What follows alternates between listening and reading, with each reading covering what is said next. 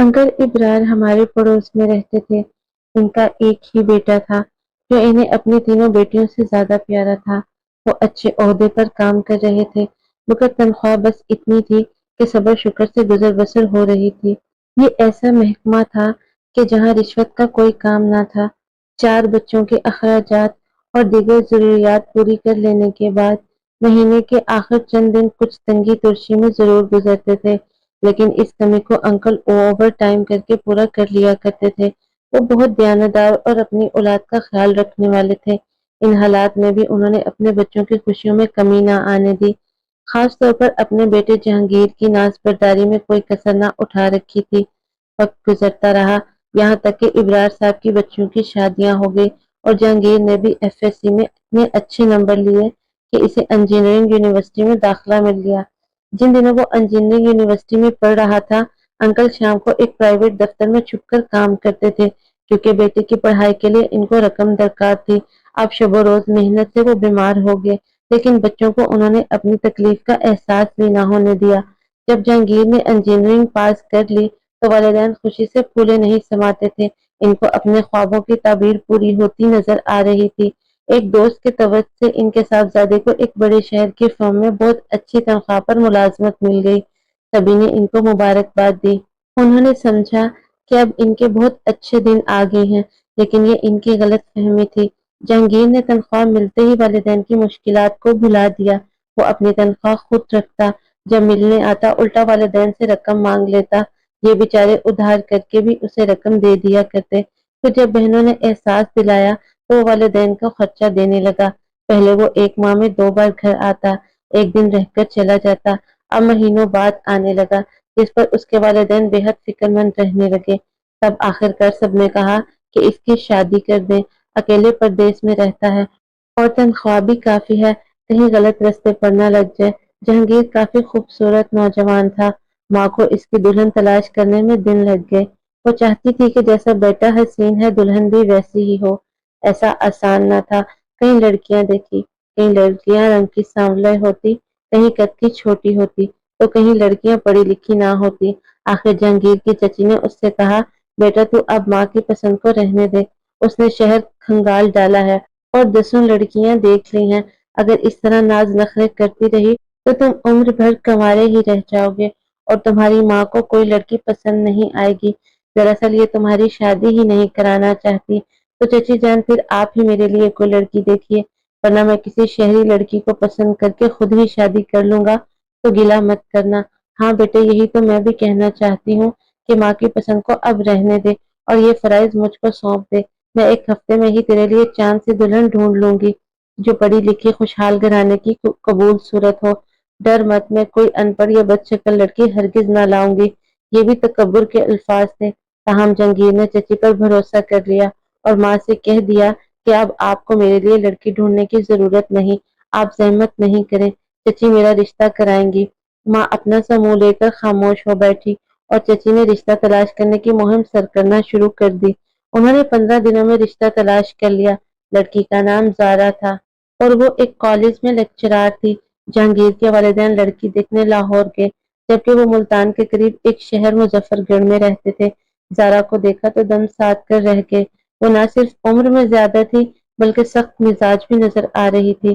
ان لوگوں نے دور سے ہی آئے مہمانوں کو کچھ زیادہ آؤ بھگت بھی نہ کی۔ انکل ابرار اور ان کی بیوی بددل ہو گئے۔ ان کو ذرا ایک آنکھ نہ بھائی۔ جہانگیر کے دل میں والدین کی طرف سے غلط فہمی پیدا ہو چکی تھی کہ میرے والدین کمائی کھانے کی خاطر میری شادی نہیں کر رہے۔ جب ماں نے زارا کے عیب گنوائے تو اس نے کہا، ماں تم پری کہاں سے لاؤ گی؟ ہر لڑکی میں آپ کو عیب نظر آتے ہیں، آپ میری شادی ہی نہیں کرانا چاہتی۔ اب میں شادی کروں گا تو چچی کے کہنے سے ہی کروں گا، بس آپ سے بات ختم۔ والدین نے لاکھ سمجھایا کہ لڑکی قبول صورت ہے، ہم کو اعتراض نہیں، مگر وہ عمر میں تم سے کم از کم 6 برس بڑی ہے۔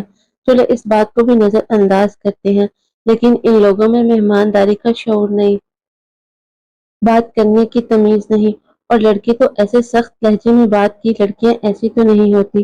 یہ میں اس کے عیب تم کو نہیں گنوا رہی بلکہ سمجھا رہی ہوں۔ ماں وہ لیکچرار ہے، پڑھی لکھی ہے، اچھا خاصا کما رہی ہے، وہ محکمہ تعلیم میں ہے، تو اس کو بات چیت کی تمیز کیوں کرنا ہوگی؟ بس رہنے دیجیے، میں آپ لوگوں کی نیت کو سمجھ گیا ہوں۔ آپ کو خدمت کرنے والی نوکرانی جیسی لڑکی چاہیے۔ مجھے بھی ضد ہو گئی ہے۔ اب میں شادی کروں گا تو زارا سے ہی کروں گا۔ آپ خوش ہوں یا نہ خوش مجھے پرواہ نہیں۔ بس کہ جہانگیر نے اس رشتے کو آخری سمجھ لیا۔ ماں کے خلوص پر تو شک کیا لیکن چچی کی نیت کو نہ سمجھا۔ بے شک آنٹی سے بھی غفلت ہوئی کہ خوب سے خوب تر کی تلاش میں کچھ زیادہ ہی وقت گنوا دیا۔ جب جہانگیر زارا سے شادی پر اس قدر مصر ہوا کہ ماں باپ سے جھگڑنے لگا تو اس نے اپنے لاڈلے بیٹے کے روبرو ہتھیار ڈال دیے اور شادی کی اجازت دے دی۔ لڑکی کی ماں تو بہت خوش تھی کہ ان کی لاٹری نکل آئی تھی۔ اتنا خوبصورت اور چھوٹی عمر کا داماد مل رہا تھا، وہ بھی ایک مشہور کمپنی میں انجینئر تھا، خوب بھاری تنخواہ لے رہا تھا۔ زارا دو بہنیں تھی اور ان کے تین بھائی تھے۔ بڑی بہن کی شادی ہو چکی تھی، اب یہ ان کی آخری لڑکی تھی۔ وہ زیادہ امیر نہ تھے مگر امیروں میں رشتہ کرنے کا بہت ارمان رکھتے تھے۔ انکل ابرار نے عمر بھر کفایت شادی سے زندگی بسر کی تھی مگر اپنی جائیداد فروخت نہ کی کہ بچوں کے کام آئے گی۔ بیچ دی تو پھر یہ مکان نہ بنا سکیں گے۔ ان کے چار بچے تھے اور چار ہی مکان ان کے والد کی طرف سے ان کو ملے تھے۔ ان کا تھوڑا تھوڑا کرایہ وہ لیتے تھے اور اپنے ضرورت مند رشتے داروں کو کرائے پر بٹھا رکھا تھا کہ وہ کم از کم قبضہ تو نہیں کریں گے۔ بہرحال انکل اور آنٹی بیٹے کی خوشی کی خاطر بہو کو خوشی خوشی بیاہ کر لے آئے۔ انہوں نے کوئی جہیز نہ دیا اور نہ انہوں نے کوئی مطالبہ کیا۔ زارا آتے ہی سسرال میں ہر کسی کو نیچی نظر سے دیکھنا شروع کر دیا۔ بے شک ہر لیکچرار لڑکی ایسی نہیں ہوتی لیکن وہ لیکچرار کیا تھی، گویا ساری دنیا اس کی شاگرد تھی۔ ساس سسر بھی سب اس کے شاگرد تھے۔ وہ بڑوں اور بزرگوں کے ساتھ بھی تاحکم سے بات کرتی تھی۔ وہ اپنی تنخواہ میں سے ایک پیسہ بھی کسی کو نہ دیتی تھی بلکہ خاوند کی تنخواہ بھی اپنی مٹھی میں رکھتی تھی۔ سسرال والوں کو اشد ضرورت پر بھی بہت تھوڑے سے پیسے ناکو چنے چبوا کر دیتی تھی، وہ بھی ان کے بیٹے کی تنخواہ سے۔ جہانگیر نے ایک روز اپنی ماں اور بہن کو خوب برا بھلا کہا کہ اگر میرے گھر آنا ہے تو اپنے استعمال کی چیزیں ساتھ لایا کرو، میری بیوی کی چیزوں کو ہاتھ لگانے کی ضرورت نہیں۔ اور بیوی کو کہا کہ اب میری بہن یا والدین آئے تو تم اپنی چیزوں کو تالے میں بند کر دیا کرو۔ زارا ایسے ہی کرتی، وہ برتنوں تک کو تالے میں بند کر دیتی۔ ماں بیچاری کا دل بہت ہی دکھا، بھلا وہ بیٹے کے گھر پانی کا گلاس بھی نہ اٹھا پائے تو ایسے گھر جانے کی کیا ضرورت۔ اس سلوک سے دل برداشتہ ہو کر آنٹی اور انکل نے بیٹے کے گھر جانے سے توبہ کر لی۔ زارا کا مزاج کچھ اس قسم کا تھا کہ اپنے میکے میں بھی اس کا روب چلتا تھا۔ اس نے بھائی سے کہا کہ میاں کا تبادلہ ملتان کی برانچ میں کروا دے۔ ایک دن جہانگیر نے کہا کہ مجھے وہ عورتیں پسند نہیں جو اپنے بال کٹوا لیتی ہیں، عورتوں کو چاہیے کہ وہ برقع پہنے۔ اس نے یہ اس لیے کہا کہ وہ زارا کو فیشن کے بغیر دیکھنا چاہتا تھا۔ زارا نے اس کے بعد بال نہیں کٹوائے اور برقع بھی لے لیا، لیکن اس نے شوہر کی شادی شدہ بہنوں سے بھی ان کے گھر جا کر کہا کہ تم لوگ آئندہ بال نہیں بناؤ گی اور برقع لو گی۔ جب ان کے شوہروں نے آ کر انکل ابرار اور ان کی بیگم سے شکوہ کیا کہ اپنے بیٹے سے کہو اپنی ہدایات وہ اپنی بیوی تک رکھے اور ہم کو ہمارے انداز سے رہنے دے، آنٹی نے دمادوں سے کہا کہ وہ بس کہنے کو ہماری بہو ہے، وہ نہ ہم کو ساس سسر کا درجہ دیتی ہے اور نہ ہم سے رابطہ رکھتی ہے، جیسے اپنی نندوں سے رابطہ نہیں رکھنا چاہتی، لہٰذا آپ لوگ جہانگیر کی بات کا برا نہ منائیں۔ زارا نے اس بات پر ساس سسر سے تعلق ختم کر دیا اور جہانگیر جو ہفتے میں ایک دن ماں باپ کے پاس آ جاتا تھا اس سے کہا کہ ہمیں بڑے شہر چل کر رہنا چاہیے تاکہ ہمارے بچے بڑے ہوں تو ان کو اچھی تعلیم کے مواقع ملیں۔ اس نے شوہر کو اتنا مجبور کیا کہ اس نے لاہور میں مستقل سکونت اختیار کر لی اور والدین کی طرف آنا جانا ترک کر دیا۔ زارا کے بھائی نے ایک بار پھر کوشش کی اور جہانگیر کا تبادلہ دوبارہ اسی کمپنی میں کروا دیا جہاں وہ لاہور میں پہلے کام کرتا تھا۔ زارا نے اپنا گھر کرائے پر اٹھایا اور خود شوہر کے ساتھ ماں کے گھر رہائش پذیر ہو گئی۔ بہانہ یہ کیا کہ ادھر سے اس کا پرانا کالج جہاں وہ پہلے پڑھا رہی تھی نزدیک ہے، وہ پھر سے اسی کالج میں پڑھانے لگی۔ زارا کی ماں خوش تھی کہ اس کی بیٹی اور داماد اس کے پاس تھے اور وہ ان کا خرچہ بھی اٹھا رہے تھے۔ ادھر انکل ابرار اداس اور ان کی بیوی بیٹے کو یاد کر کے روتی تھی جس نے ان کو تقریباً بھلا دیا تھا۔ جب بیوی ماں کے گھر آ کر شیر ہو گئی اور سالوں نے بھی جہانگیر کو دبانا شروع کر دیا تو اسے اپنے سبکی محسوس ہونے لگی اور احساس ہوا کہ اس نے یہاں آ کر غلطی کی ہے۔ وہ والدین کے پاس چھوٹے شہر میں ٹھیک تھا، وہاں بھی اس کی کمپنی کی برانچ تھی اور تنخواہ بھی وہی مل رہی تھی مگر وہاں کام کا دباؤ کم تھا اور والدین کی بھی تو خیر خبر لے لیا کرتا تھا۔ اب زارا اپنے میاں کا ذرا سا بھی خیال نہیں رکھتی تھی، ساری تنخواہ یہ کہہ کر لے لیتی کہ ہم بڑی سی کوٹھی بنوائیں گے اور تھوڑی سی رقم اس کو اس کے ذاتی خرچے کے لیے دے دیتی تاکہ وہ اپنے والدین کو کچھ نہ بھجوا سکے۔ لہٰذا جہانگیر نے اس عرصے میں اپنے والدین کو کچھ کبھی نہ بھیجا۔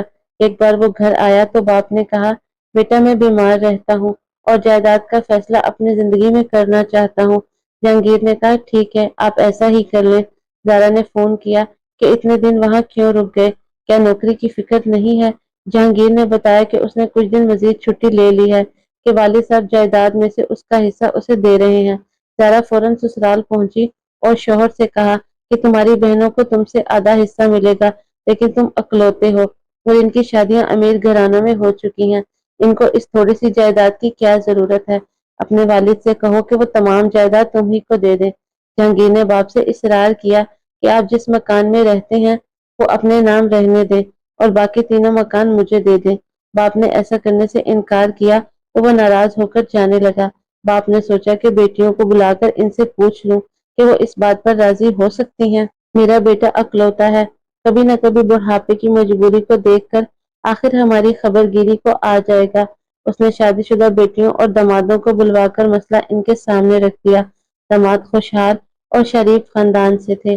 ان بھلے آدمیوں نے کہا، انکل آپ حیات ہیں اور اپنی زندگی میں جو فیصلہ آپ کو مناسب لگے کریں، ہمیں آپ کے کسی فیصلے پر کوئی اعتراض نہیں ہوگا۔ بہنوں نے بھی کہا کہ ہمارا اکلوتا بھائی ہے، ہمیں جائیداد سے کچھ نہیں چاہیے، بے شک آپ اپنے بیٹے کو راضی کر لیں تاکہ یہ آپ سے روٹھ کر نہ جائے۔ انکل نے وہ گھر جس میں رہائش پذیر تھے اپنے پاس رہنے دیا کہ والدین کے بعد تینوں بیٹیوں کو ملے گا اور باقی مکانات جہانگیر کو دے دیے۔ وہ جائیداد لکھوا کر خوشی خوشی بیوی کے ساتھ واپس لاہور چلا گیا۔ اس کے بعد اس نے والدین کی کوئی خبر لی اور نہ روپیہ پیسہ اور خط بھیجا۔ وہ اب سسرال میں ایک بے بس انسان کی طرح رو رہا تھا۔ اس دوران اس کی 2 بچیاں ہو چکی تھی۔ بیوی کالج پڑھانے جاتی تھی اور ساس ان کے بچوں کو دیکھتی تھی۔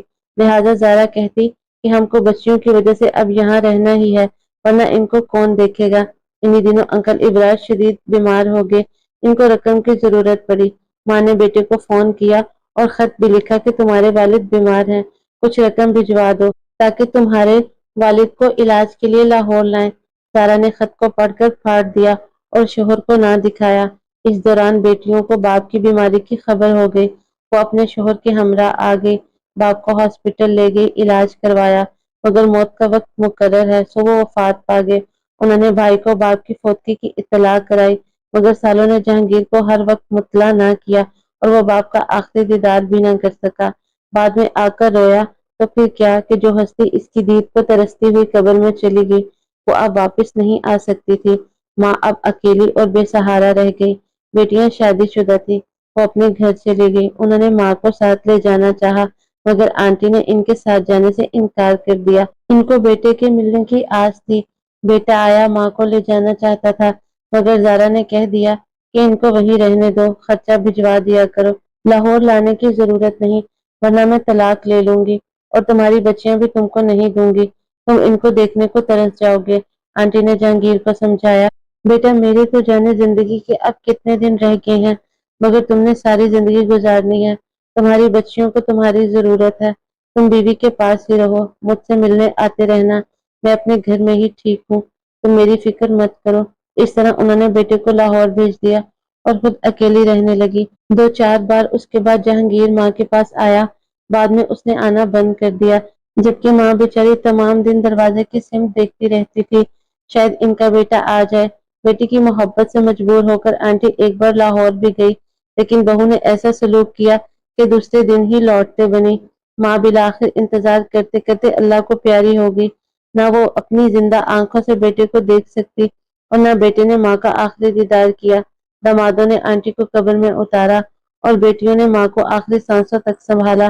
پڑوسی ہونے کے ناطے ہم بھی آنٹی کو الوداع کہنے گئے تھے۔ سبھی کی آنکھوں میں آنسو تھے اور لوگ کہہ رہے تھے کہ بیٹی ہو یا بیٹا، خدا اولاد دے تو نیک دے ورنہ بے اولاد ہی بھلے۔